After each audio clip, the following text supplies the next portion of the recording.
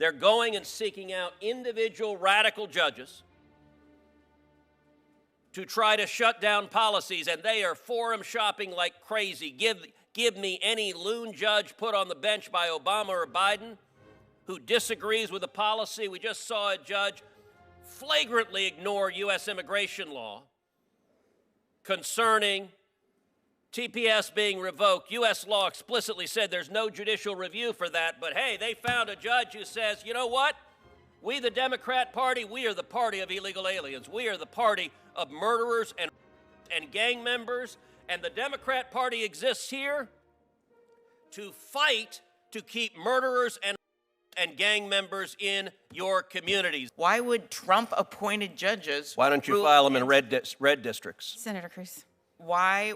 What did you just say? Why don't you file them in red districts? Why are the Democrat attorneys general seeking out left-wing, my blue, esteemed colleague, Quite patient with Senator Cruz's activities in this building. Senator Whitehouse. He's entitled to... I'm just going to ask for a point of order.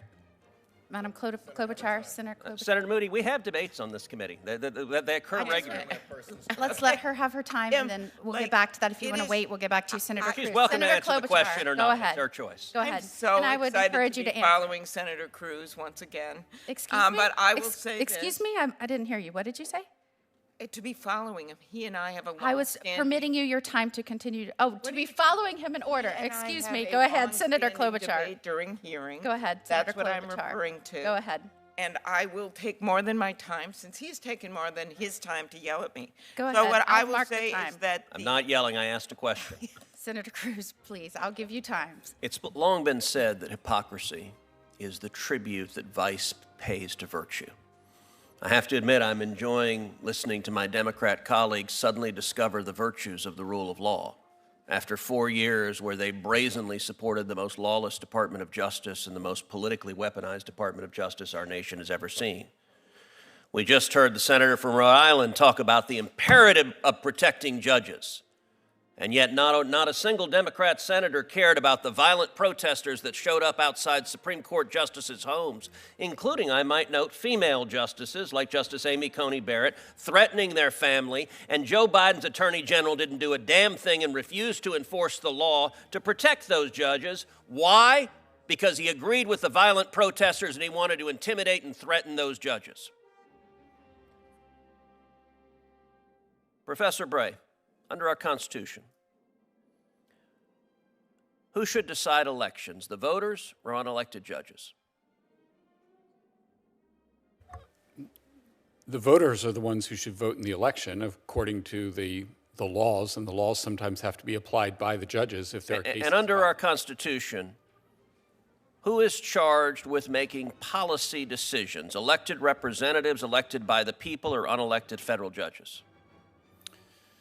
I think the question of policy, Senator, is a little broader than the particular case. So the laws should be enacted by Congress. That's where the fountain of law. Policy decisions are the elected branches. Right. Law is the province of the court. Policy is the province of the elected branches. These are not complicated. Professor Bray, let me ask you this. Do the federal courts have power to issue remedies for people who are not parties to a case? That's a question I agree is not complicated. They do not have that power. Is the phrase nationwide injunction or universal injunction found anywhere in the Constitution? It is not. First chart. In the first 150 years of our republic, how many nationwide injunctions were issued? My view is that there were not any until 1963. 0. Now fast forward. How many nationwide injunctions were issued in the entire 20th century? It's a small number. I would think it would be a dozen, give or take. It's not large. 27, actually. Excluding Trump's first term, how many nationwide injunctions were issued in the last 20 years? Far more than that. 32. From 2001 to 2024 against Biden, Obama, and Bush, 32. And how many nationwide injunctions have been issued in the last 2 months alone? There have been quite a few. 37. Let that sink in. There have been more nationwide injunctions in the past 2 months against President Trump than in the entire 20th century. There have been more nationwide injunctions against President Trump in the last 2 months than both terms of George W. Bush, both terms of Barack Obama, and Joe Biden's term. We saw during the Biden presidency lawfare, indicting President Trump 4 times, using the machinery of justice to attack him, and that was an attack on democracy, because Democrats today hate democracy. Democrats today are angry at the voters for re-electing Donald Trump and electing a Republican Senate and a Republican House, and they engaged in lawfare to stop democracy from operating. Understand, this is the second phase of lawfare. Second chart. This is the second phase of lawfare. Now that their efforts to indict President Trump and stop the voters from re-electing him have failed, they're going and seeking out individual radical judges